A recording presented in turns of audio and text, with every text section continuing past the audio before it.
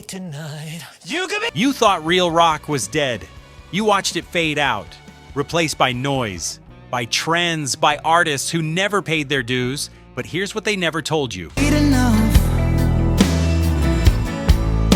But maybe I'm alive 'cause While the mainstream moved on, a new breed of bands was grinding in the dark, learning the craft, studying the masters, playing it loud and playing it real. Some of them have already sold out arenas, some have been handpicked by the legends themselves, and some you've never even heard of yet.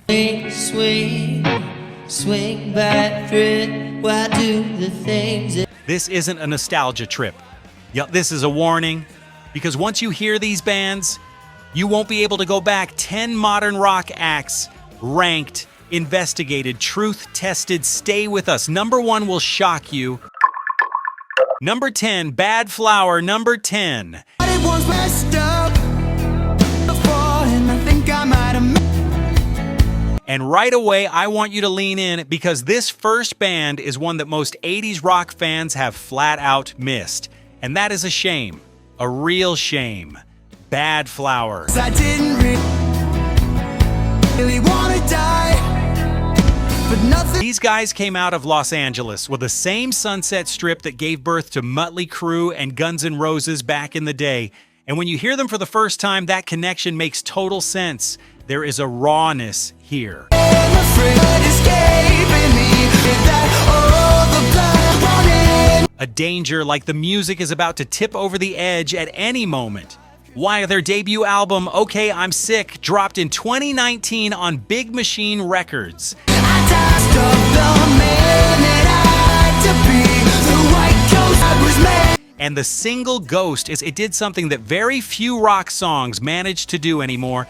It climbed all the way to number 1 on the Billboard mainstream rock chart. Good son, but this life is overwhelming. Number 1 in 2019 in a world flooded with pop and trap and auto-tuned everything. That is remarkable. The band write about real things too.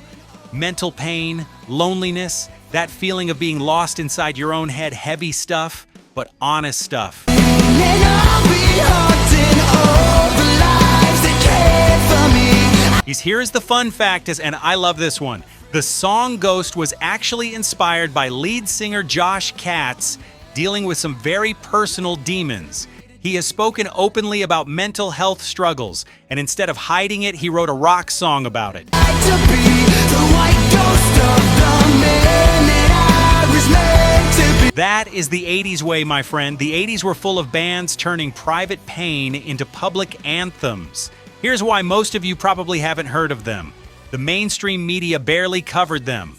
Rock radio is smaller than it used to be. I'll be haunting all the lives that cared for me. I died. And in the streaming age, if a band doesn't go viral on TikTok, they can disappear, even when they're brilliant. Bad Flower deserved a much bigger moment than they got. They still do. The pain, and I'll be haunting all the lives that cared for me. Stay with me, because number 9 is a name that Jeff Beck personally vouched for. You don't want to miss that story. Number 9, Tyler Bryant and the Shakedown.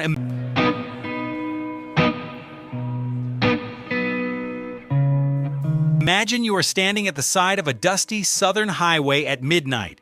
The air smells like motor oil and old whiskey. And then you hear a guitar riff cut through the dark like a switchblade. That is what this band sounds like every single time.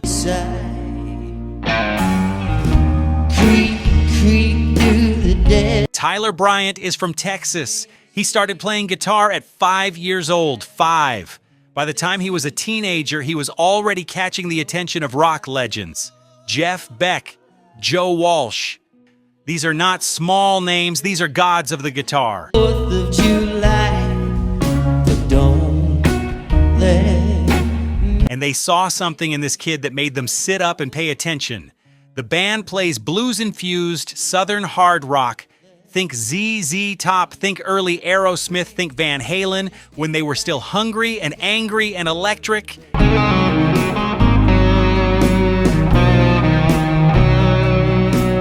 The fun fact here is almost hard to believe.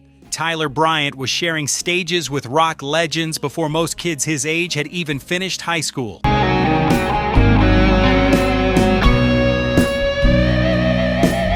Jeff Beck, one of the greatest guitarists who ever lived, brought this young Texas kid into the fold. That kind of cosign does not happen by accident. That happens when you are genuinely gifted.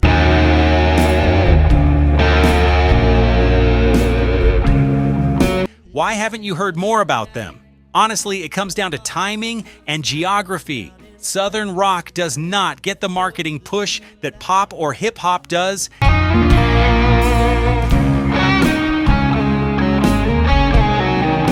They have been grinding on the road for years, building a fan base show by show, city by city, the old school way, which, and if you think about it, is exactly how the bands you love in the 80s did it.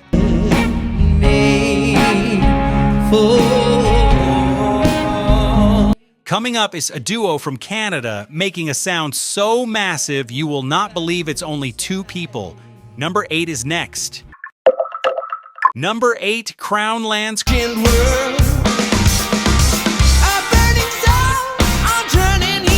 Crown Lands, two guys, just two. A drummer who also sings. A guitarist who also plays keyboards. And together, they make a sound that should require at least 6 musicians. That is not an exaggeration. That is just the truth.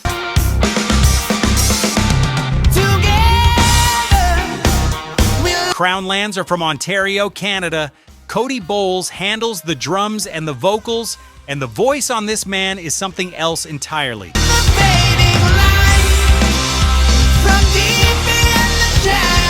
Kevin Como plays everything else. Their 2020 self-titled debut album drew immediate comparisons to Rush, which makes sense since Rush are also from Canada and also believe that 2 or 3 people could fill a stadium with sound.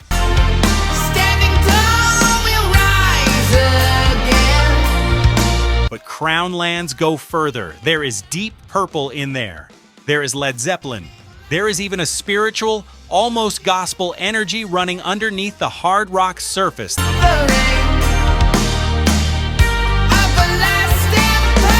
The fun fact? Cody Bowles is an Indigenous Canadian artist. And Crown Lands have woven Indigenous culture and storytelling into their music in a way that is powerful and subtle at the same time.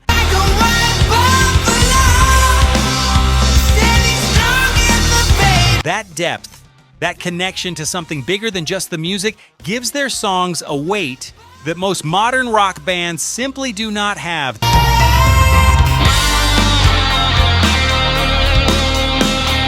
They are underrated because the music world doesn't always know what to do with bands that don't fit neatly into one box. Too progressive for straight rock radio, too rock for prog fans.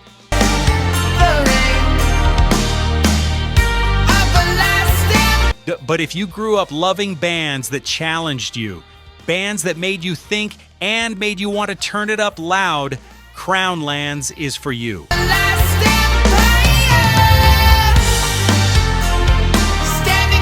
If you are enjoying this deep dive into modern rock history, do me a favor right now. Smash that like button. It costs you nothing, and it helps this channel reach more real rock fans just like you.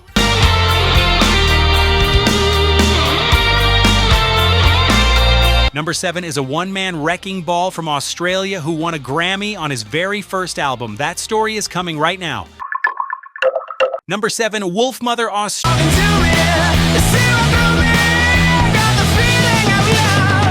Australia, 2005. A young man named Andrew Stockdale walks into a recording studio and essentially channels every great rock god who ever lived, Zeppelin, Sabbath, Hendrix, and pours it all into one debut album.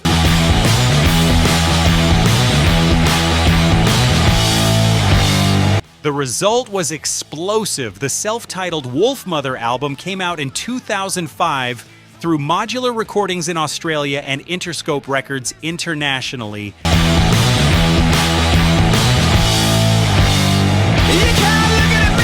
Their producer Dave Sardy, who has worked with everybody from Oasis to Rolling Stones, helped shape that massive vintage sound.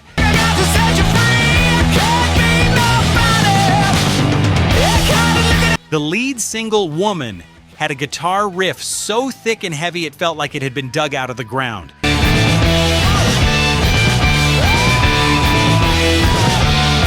And in 2007, Woman won the Grammy Award for Best Hard Rock Performance, a Grammy, on a debut album. Let that sink in.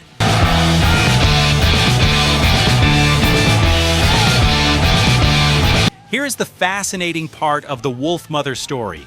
Andrew Stockdale was essentially the whole band. The lineup changed constantly around him. Members came and went like the tide, but the music never stopped. Stockdale kept writing, kept recording, kept believing.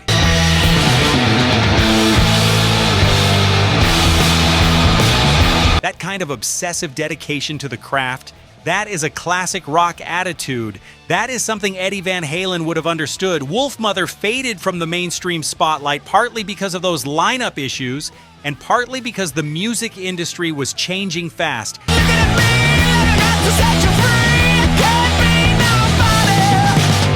Streaming was rising, rock was losing its commercial platform, but the debut album, now that thing is a stone-cold classic.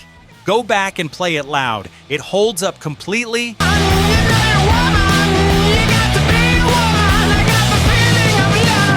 Number 6 plays rock with absolutely no filter, no tricks, no studio magic, just pure guitar-driven truth. And they are climbing fast. Number 6, Dirty Honey. No need for fantasy. You know what this band sounds like? They sound like someone reached back in time, grabbed the best parts of 1983, and dragged them screaming into the present day, and I mean that as the highest possible compliment. 'Cause I know your vices. Yeah. Dirty Honey formed in Los Angeles in 2017. Mark LaBelle on vocals, John Nato on guitar, Justin Smolian on bass, and Corey Coverstone on drums. Baby, all night long, when you need a little loving, come and take. Their 2021 self-titled debut album was a statement. Big blues riffs, classic rock grooves, and a vocalist who sounds like he grew up singing in a bar that only played Aerosmith and AC/DC. We'll stay warm by the heat of our own fire. No synths, no studio tricks, no backing tracks, just 4 musicians playing real instruments and meaning every note. Lit by the light of the moon. The fun fact about Dirty Honey is this: before they even had a full album out, they were already charting on rock radio. Their early single, When I'm Gone, hit the top of the rock charts before the album.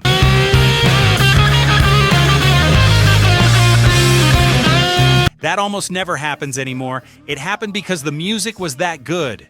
Yeah, raw, honest, guitar-forward rock that reminded older fans of why they fell in love with rock in the first place. Need a little loving. Oh, yeah. They are underrated in the wider pop culture conversation simply because rock music doesn't get the media coverage it once did.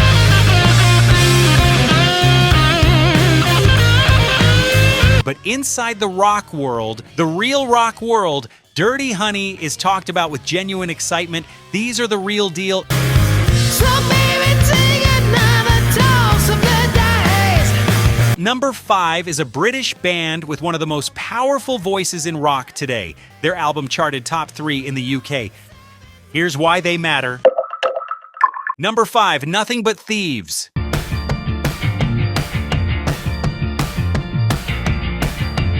Close your eyes for a second and think about the best rock ballad you ever heard.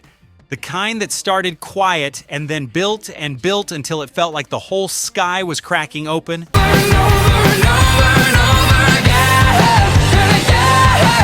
Nothing But Thieves live in that space. They build worlds inside their songs. These 5 lads are from Chelmsford, Essex, England, formed in 2012, and their frontman Connor Mason has a voice that is genuinely one of a kind in modern rock.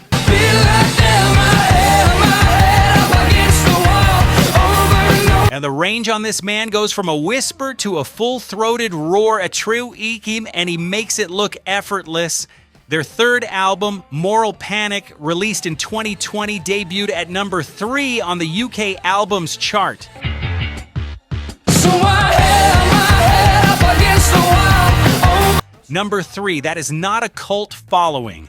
That is real mainstream impact. The album deals with anxiety, social pressure, and the noise of the modern world, heavy themes.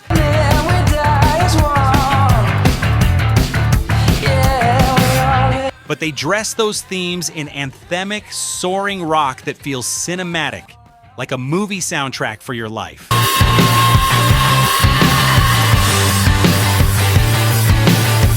And the fun part of their story is how they built their fan base almost entirely through live performance. They are known as a devastating live band.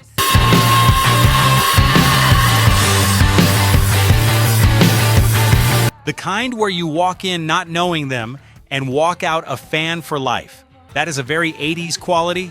The 80s were built on live rock performance, arena energy, and Nothing But Thieves carry that tradition. In America, they are still criminally underappreciated.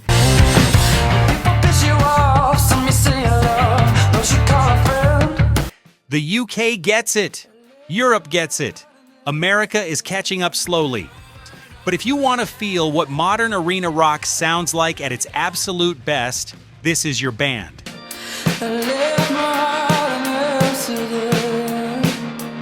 Number 4 is a band that the Rolling Stones, The Who, and Guns N' Roses all personally picked to open for them. That is not a coincidence. That is a statement. Number 4, The Struts. Eyes like the sun. Go ahead, keep your distance from me. Soon you're gone. There is a word for what the Struts bring to a rock show, and that word is swagger. Old-fashioned, unashamed, full-volume rock star swagger, the kind that made you want to be in a band when you were 16 years old.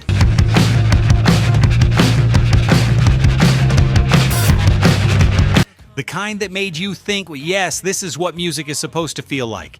The Struts are from Derby, England.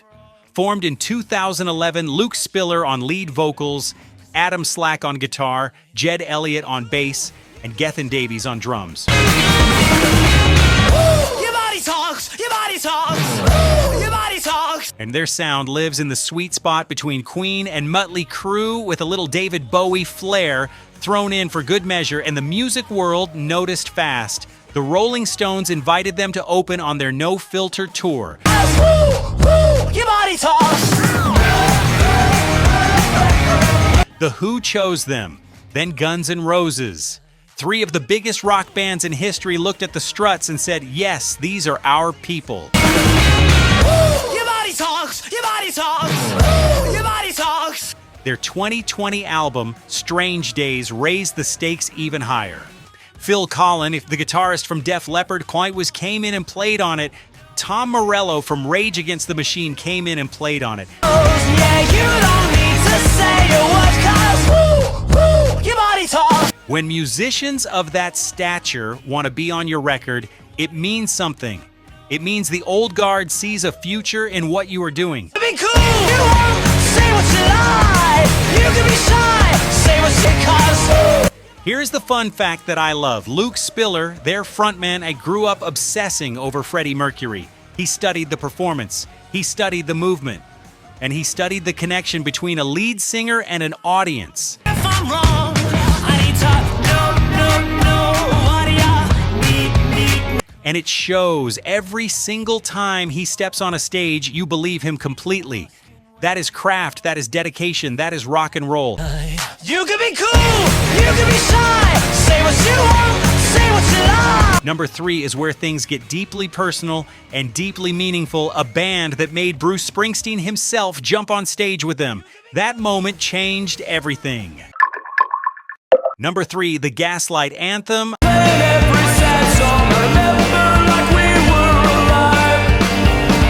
I need you to picture this moment. Hyde Park, London.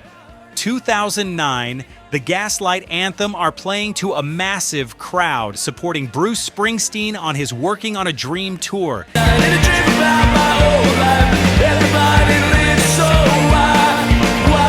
These are young guys from New Jersey, hungry, grateful, slightly overwhelmed, and then mid-set, Bruce Springsteen himself walks out from the side of the stage. The crowd loses its mind.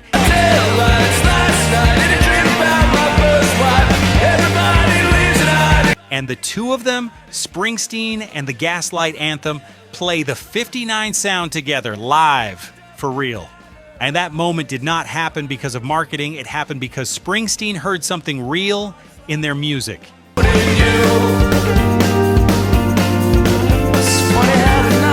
Something that reminded him of why he started making music in the first place. Frontman Brian Fallon writes the kind of songs that feel like memories you haven't had yet. New Jersey working class grit. Great expectations, we had the greatest expectations.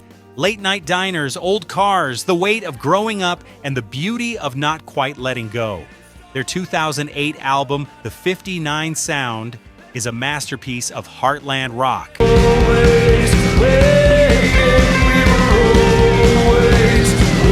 Produced by Ted Hutt, released on Side 1 Dummy Records. Raw, fast, and deeply emotional. The Gaslight Anthem also joined Springsteen at Glastonbury that same year and at Hard Rock Calling in London.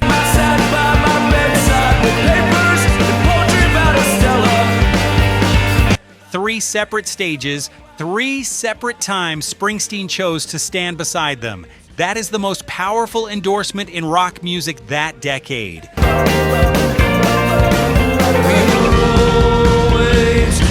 Why did they fade from mainstream attention? Partly because Heartland Rock doesn't get the radio play it once did.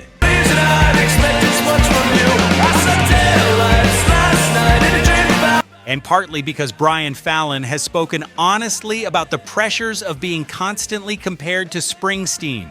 A comparison that, while accurate, was also somewhat limiting.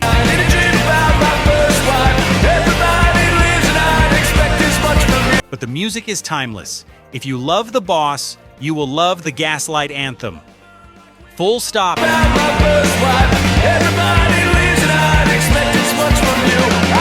Number 2 might be the greatest pure rock vocalist alive right now. And number 1, we saved the controversy, the debate that split the entire rock world in two. It is coming up right now. Number 2, Rival Sons.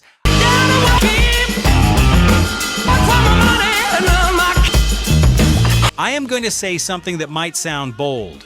Jay Buchanan is quite possibly the greatest pure rock vocalist of his generation. Not the most famous, not the most commercial, the greatest. And if you have not heard him sing, today is the day that changes.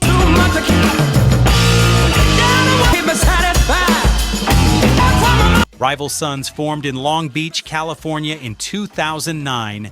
Jay Buchanan on vocals, Scott Holliday on guitar, Dave Best on bass, and Michael Miley on drums.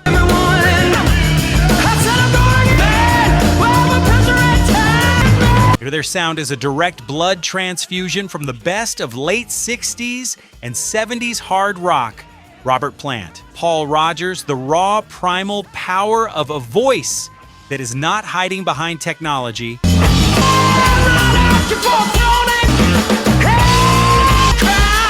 Their 2014 album, Great Western Valkyrie, was produced by the legendary Dave Cobb, the same producer behind some of the most acclaimed Americana and rock records of the past decade.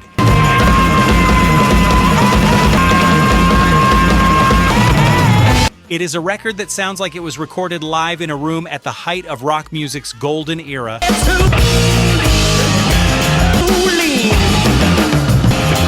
Now, the fun fact about Rival Sons is this: they have toured with some of the biggest names in rock. Black Sabbath, a C/DC.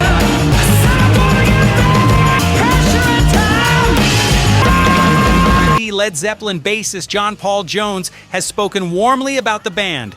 When members of Led Zeppelin pay attention to a new band you listen, you just do.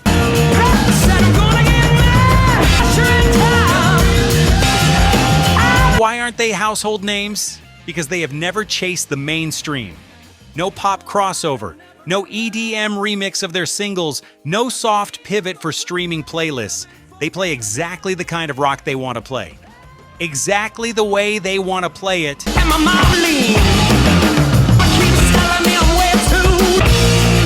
That kind of artistic integrity has a price in the modern music business, but it also means their catalog is flawless.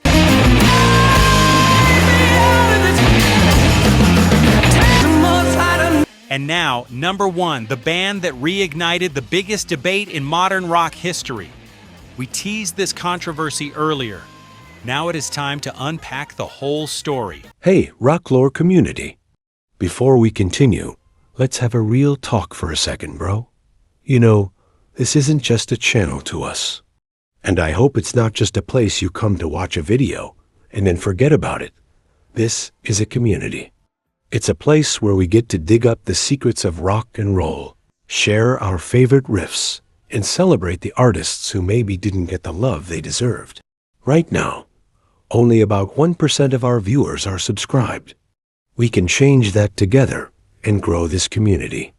All you have to do is hit that subscribe button with the notification bell on. When you do, you're not just helping a channel grow, you're becoming a member of the Rocklore family. You're signaling to us and to YouTube that these stories matter, that this music is worth preserving, and that this community is a place you want to be. Subscribing is your way of making sure you're always in the loop. It means you'll be the first to know when we unearth a forgotten legend, drop a new countdown, or dive into a piece of rock history you've never heard before. So if you're a true fan of the lore, if you get that same feeling of discovery that I do, then come join us.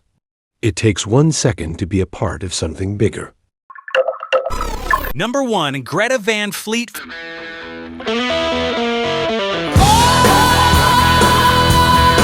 Four young guys from Frankenmuth, Michigan, three brothers and a childhood friend. Their 2017 debut EP stopped the rock world cold.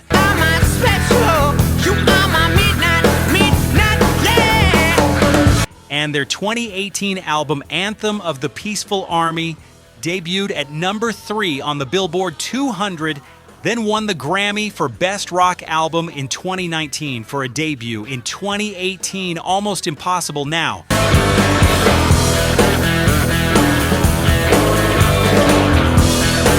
The controversy I promised you, so here it is. From day one, the question was loud and it was direct. Are these guys just copying Led Zeppelin? The voice, the guitar tones, the song structures, the mystical imagery.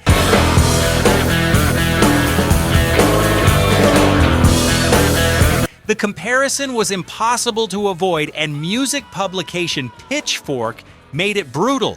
They gave the album a 1.6 out of 10, one of the lowest scores in their history. They called it hollow, derivative, a photocopy of a masterpiece.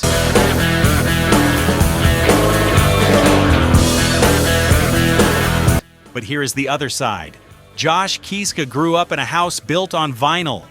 Classic rock was all he knew. In interviews, he has said the music came from a genuine place, not calculation, and not imitation, just love.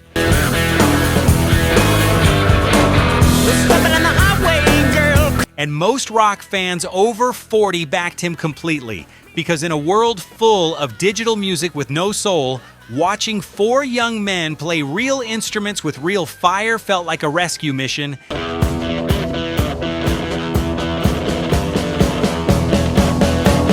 Every great rock band was shaped by what came before them. Zeppelin borrowed from the blues. The Stones built their whole early career on American R&B. Influence is not theft. No, I'm never gonna pass. She is my special. She is my special. The question is always, do you mean it? And when you see Josh Kiszka on that stage, eyes closed, you're reaching for a note that shouldn't be possible. Yes, he means every single word. My, oh. The controversy didn't break them. It built their mystique. It made people pick sides. And making people feel something that strongly, that is not a failure. That is rock and roll. Number 1, no question.